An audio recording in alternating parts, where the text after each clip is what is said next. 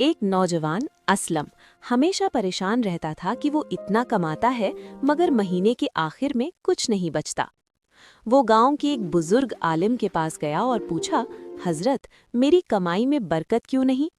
बुजुर्ग ने उसे एक रोटी दी और कहा, इसे घर ले जाओ, मगर रास्ते में जो सबसे ज्यादा भूखा मिले उसे दे देना।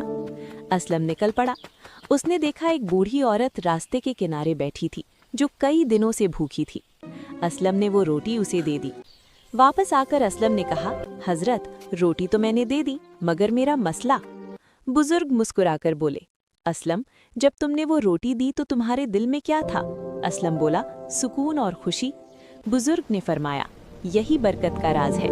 बरकत सिर्फ पैसों में नहीं, नीयत में होती है। जब तुम अल्लाह की रज़ा के लिए देना सीख जाओगे तो अल्लाह तुम्हारे थोड़े रिस्क में भी इतना सुकून डाल देगा जो बादशाहों के पास भी नहीं होता। इस तरह की वीडियो देखने के लिए प्लीज़ लाइक, सब्सक्राइब और शेयर करें।